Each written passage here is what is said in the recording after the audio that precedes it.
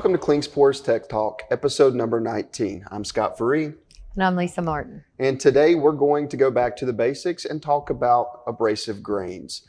And with us today is our in-house abrasive grain expert, Lisa. Lisa, tell us a little bit about yourself. Thank you, Scott. I will have been with KLINGSPOR for 33 years this coming November. I started out in 1989 in the marketing department. Worked there until 1996, and I moved to inside sales. Moved from there in 1998 to technical rep. Moved to technical manager in 2004. Went back to technical rep in 2013. I've been bouncing all over the place. Then moved to lead generation in 2021, and ultimately back to tech in April of this year. So with all of that experience with KLINGSPOR Abrasives, you obviously have learned a lot about abrasive grains that you're going to share with us today. So let's jump right in. Lisa, tell us what makes something an abrasive grain.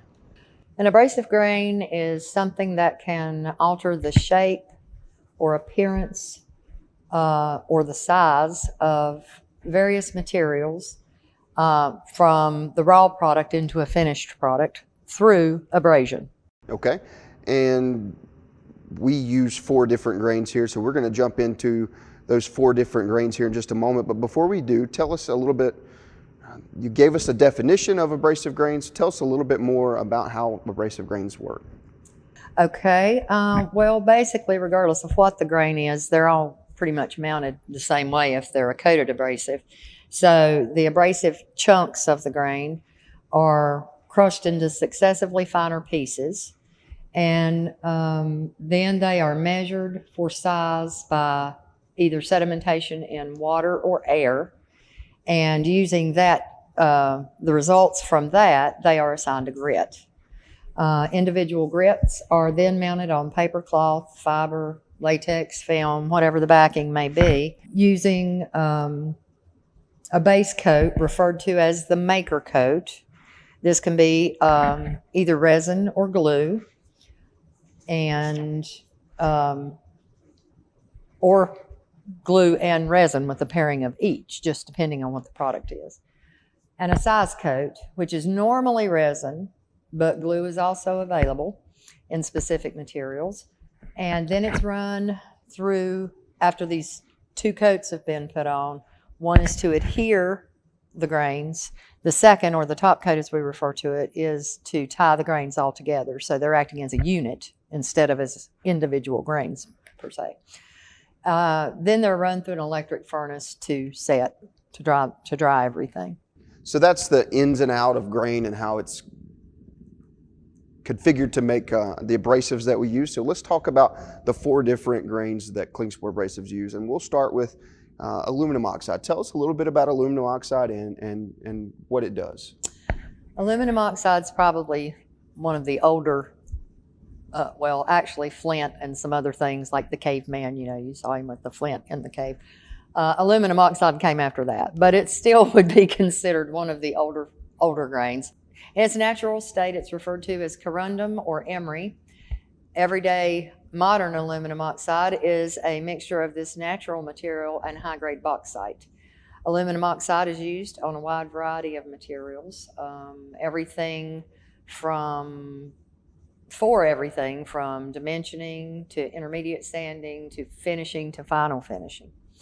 Common materials worked with AO would include wood, metal, plastic, rubber, solid surface, particle board, plywood, and there's too many of them to name.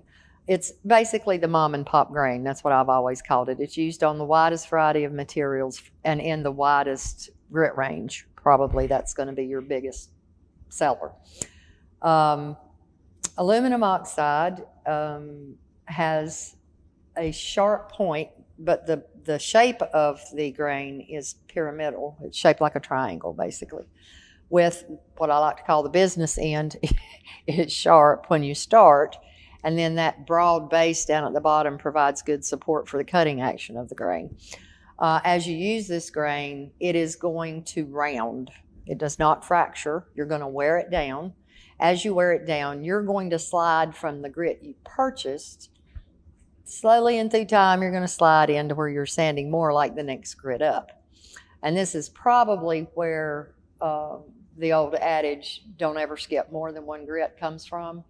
Because if you're using aluminum oxide, that can actually sand one and probably slide into the next grit in the sequence. So if you wanted to skip that next grit and go to the next grit, you wouldn't really be skipping it because the original sharp point has now slid into where it's sanding the next grit. When you try to skip more than that, what you end up with is you're asking the finer grit to remove a scratch it's not designed to remove. And that's pretty much universal in the grains if you're skipping more than one grit. If you do decide you're going to try to shoot for that next highest grit, probably what you're going to end up doing is adding grits to the very end, because you are not going to be able to take out the scratch to the point you're probably going to need to take it out for it to be considered finished. So it's fine to skip that one grit, but don't go any further than that if you can help it. So aluminum oxide, one of the things that we like to say in the tech department about aluminum oxide is that we like to think of it as the grain on that as a number 2 pencil. As you sharpen that pencil and it comes out, it's got a sharp point on it. And then as you use it, it kind of dulls and rounds over.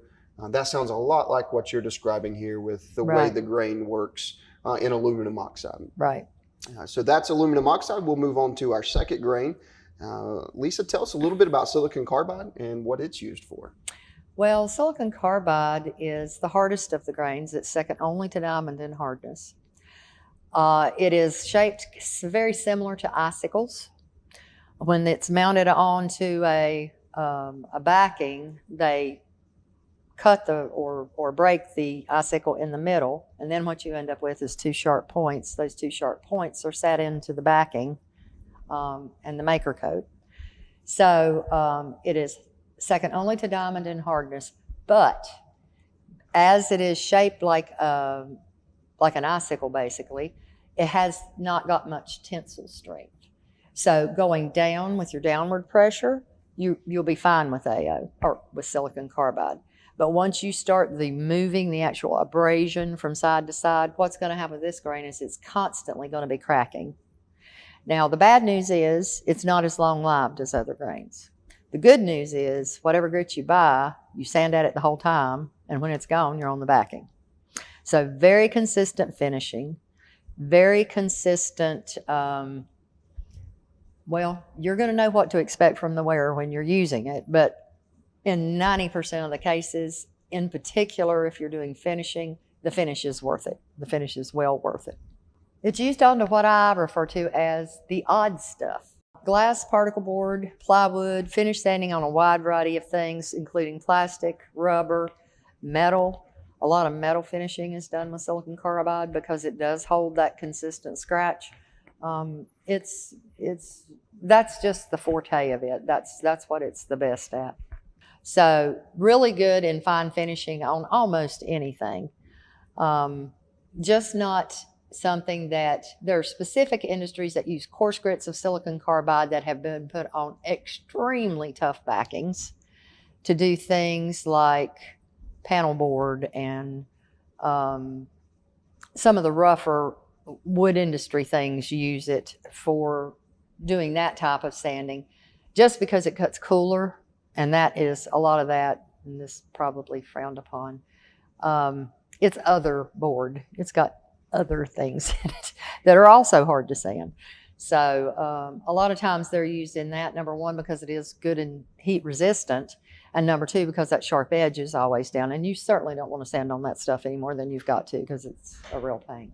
So it sounds like silicon carbide's a really hard grain, but a fragile grain, but the fragility of that grain comes in, is beneficial in that it stays sharp. Right. And we like to call that self-sharpening feature, that the silicon carbide is a friable grain. So yes. It's a hard but self-sharpening grain. Right. Okay. Very consistent cut. So that's silicon carbide. Let's take a look at aluminum zirconia. Tell us a little bit about aluminum zirconia and what it's used for. Alumina Zirconia is a high-performance grain. It was developed in the 1970s, an alloy from aluminum oxide and zirconium oxide. It's often referred to as Zirc, AZ, or zirconium. Zirconium is not correct. Zirconium is a misnomer as it is a special exotic metal that has nothing to do with alumina zirconia. So when you hear that, that's incorrect. AZ is processed in a similar fashion as the AO, but with a special cooling procedure added. It has a very high degree of crystalline structure, which gives it a great deal of resharpening ability. It is friable, just like the silicon carbide, but two big differences. This, again, is a block grain, shaped like a pyramid, pretty much. And it is not going to crack under hand pressure. Zirconia, you're going to have some kind of adequate downward pressure to get this grain to crack. That does make it longer lasting than the silicon carbide in particular, because it's going to take so much more pressure to crack this. So you're going to get more work out of each new, what would you call, rebirth of the grain after it fractures. It is not used for light pressure operations because if you don't get high pressure behind it, it will not crack, it will dull, it will burn, it will haze. After you get a burn in the belt's pretty much done. So you want to be sure that you're saving this for high pressure operations. It's also where you're going to get the most bang for your buck, because this is not a very, very inexpensive grain. You're going to pay slightly more for it because you're going to get a lot more out of it if you use it correctly. It's used in a wide variety of applications. I've seen it used for planing on wood. I've seen it used for just about anything you can think of on metal, coarse, intermediate, and fine finishing work. Well suited for the medium to heavy grinding on most of the metals, but in particular the stainless steel. The stainless steel products we also normally will add a lubricant to. On some of them, we have some of them that are open coat and have a lubricant that we offer in some of the finer finishes or the finer grits for finishing. So you do have to watch the heat on stainless and anything that might be soft or anything else that might be heat sensitive. So we do try to have a good number of our zirconia products that do also have the lube as an option on them or as they come. But it's that until the ceramics came out, that was the Superman grain. Okay, and so you mentioned ceramics. So tell us a little bit about the ceramic aluminum oxide and what it's beneficial for. The ceramic has been some pretty amazing materials the last couple of, well, I guess it's been over a decade now probably since they came out. I'm not really sure. It's a patented grain that's used in various forms by abrasive manufacturers. Although it's not manufactured in the same kind of a process the rest of the grains are. It's manufactured in a chemical process. It's chemically bonded as opposed to a furnace fusion type setup like you had with the AO and the other grains. Individual grains have a large degree of crystallinity here as well, just like with the silicon carbide, and they wear down very slowly. Here again, you're going to have sufficient pressure to crack the grain. If you don't crack it, it's probably not going to perform as well for you as it would otherwise. It's called ceramic, technically speaking, but technically speaking, AO and silicon carbide products are ceramic as well. And when you see this in the market, though, they're not referring to either of those. They're referring to the ceramic materials. Just about all the manufacturers have ceramics now. All the big players just about all have ceramics now. So it's important to be sure you do your cross-referencing work to be sure that you get the one closest to whomever you're trying to look at or match. Okay, so ceramic sounds like it's a hard, durable, friable grain that breaks down at a slower rate but is self-sharpening. Right. One thing that we want to touch base on before we move on, you mentioned in one of your grains that the open coat or semi-open coat. Can you tell us a little bit about open coat and what it's beneficial for? Ordinarily, most abrasives, well, the ordinary formation for abrasives is closed coat. Closed coat means that 100% of whatever the backing is covered in grain. Now, logic would tell you if you've got the most grain on the belt you can get on the belt, you're going to get the best cut, you're going to get the best finish, okay? Unless, and isn't there always an unless you're sanding something that's soft or gummy, then actually 100% grain coverage is going to be prohibitive to the life of your belt, because it's not going to take as long for a fully coated belt to load up with whatever the sanding refuse may be from the pine you're sanding or whatever. So when you're sanding things that load, what we recommend is you use open coat products. On open coat, they either go in and take off 50% of the grain or like 30% of the grain. The 50% is called open coat. The less amount of removal is called semi-open coat.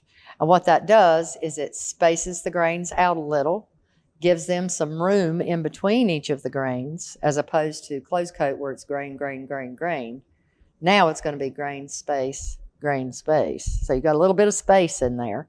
And that little bit of space all over that belt can oftentimes help the debris fall out of the belt. Just the sheer movement of it moving in the machine, oscillating back and forth and going around and around, and you've got dust collection in there working to try to pull some of that stuff off as well.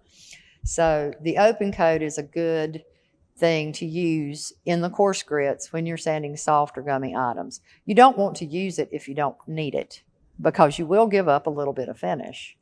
The way around that is use it only in the removal grits. I would say up to 80. And then anything 120 and up, go back to your closed coat. You can do closed coat in the same AO or whatever grain you were using, or depending on the material, you could switch over to the silicon carbide, and it's going to take care of any kind of finishing problem you had because of not finishing at the grit you were buying. So an open coat is great for soft material. You give up a little on the performance, but for the overall life of the belt, because you don't load as much, you get a longer life out of your belt.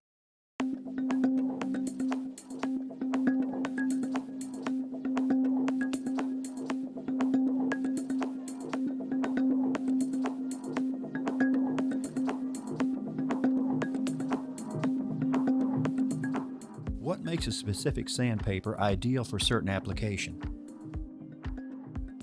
The combination of raw materials such as grain, backing, and bond play a very important role when it comes to the properties of a belt, disc, or sheet and its capabilities. Along with the grain type, the density of abrasive grains, or the coat, is another important characteristic that has a significant impact on the life and finishing properties of your abrasive. When it comes to coated abrasives, the term coat refers to grain density, and as a standard throughout the coated abrasives industry, you will generally see 3 different coats: closed, open, and semi-open. In this video, we'll explain what each coat is and how it can affect not only the time, effort, and cost of each workpiece you turn out, but also your final finish. To be able to see the difference, we need to have a very close look at the product, and to do this, we will look at each one under a microscope. The term closed coat refers to an abrasive that has 100% grain coverage on the backing. Being that the abrasive grains are very even across the entire surface of the sandpaper, it produces an even scratch pattern. In the finishing process, this would be very beneficial as you try to achieve the most even finish possible. It's also interesting to note that although the closed coat produces the best finish, it is also the most aggressive and can remove the most material in a given period of time. As you can see, an open coated abrasive shows large spaces between the individual grits, as approximately 50% of the backing is covered with abrasive grains. Open coated abrasives should be your choice for sanding soft materials because this grit density prevents premature clogging or loading and increases the lifetime of your product. Be aware that eventually all coated abrasives will load to a certain extent, but in an open coated abrasive, there's more space between the grains. This allows more time before total loading takes place for the loaded particles to flake off and be evacuated in the sanding process. The third coat we would like to talk about is known as the semi-open coat. This coat is considered a middle-of-the-road coat. We've seen that the closed coat has 100% grain coverage, and the open coat has approximately 50% grain coverage. The semi-open coat has approximately 70% grain coverage. This makes it a very versatile coat that can cover most, if not all, aspects of the sanding process, from material removal to finishing.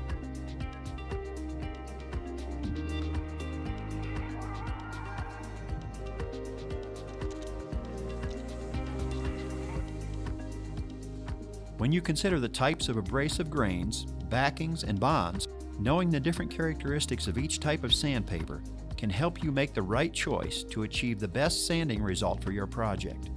Contact your local KLINGSPOR representative to order your open, closed, or semi-open coated abrasives today.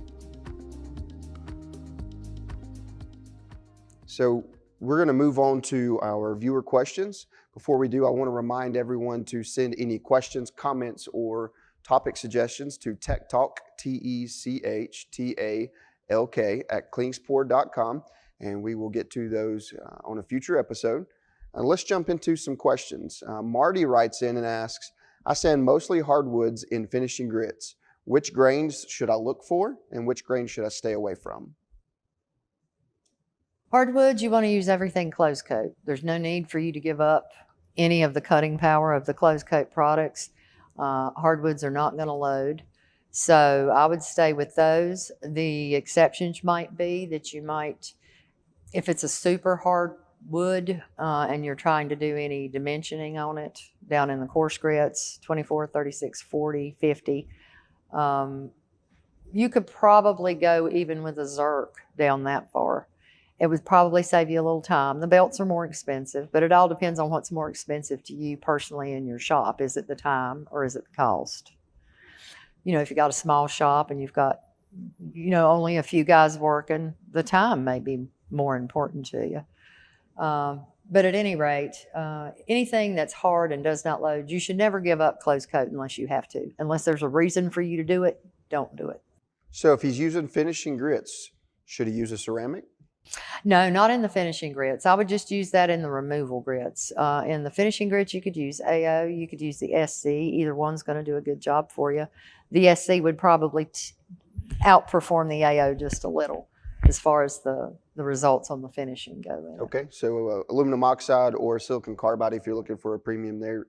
And then Hector writes in and he asks, which would be the best grain for my metal fabrication shop?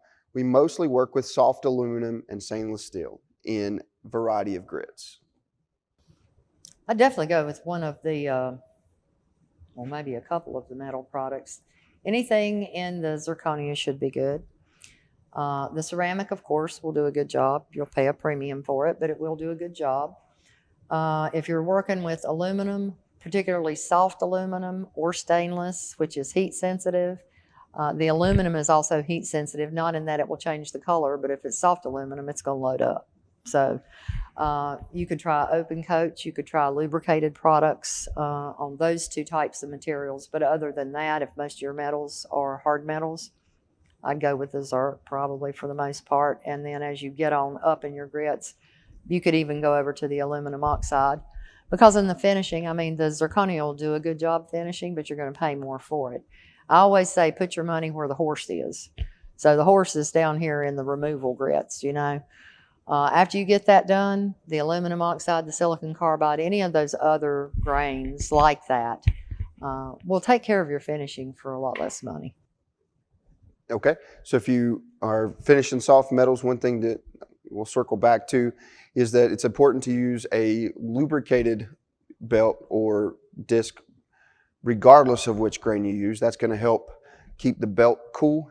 It's going to help keep the workpiece cool, and then it'll extend the life of your belt. So Julianne writes in and she asks, which grain provides the best overall finish for sanding in between coats? I would say the silicon carbide because it's going to be the most consistent. Silicon carbide is going to be more consistent. What would make a silicon carbide grain more consistent than, say, a aluminum zirconia in finishing between coats? Well, number one, it's going to fracture constantly and under light pressure, which is where your finishing applications take place. Zirconia, if you aren't pressing hard enough, it's not going to crack at all. It's going to dull out.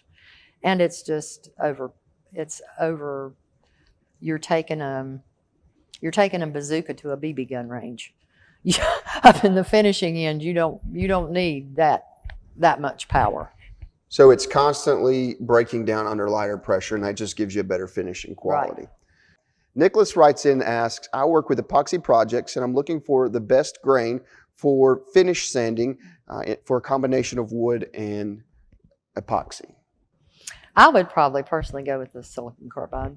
I think silicon carbide's almost always going to give you a better finish regardless of what you're sanding, because it can be used on everything from wood to metal to, any of the weird stuff. Wood and metal aren't weird, but it can also be used on any of what I call the weird stuff. Paint, plastic, rubber, all of that.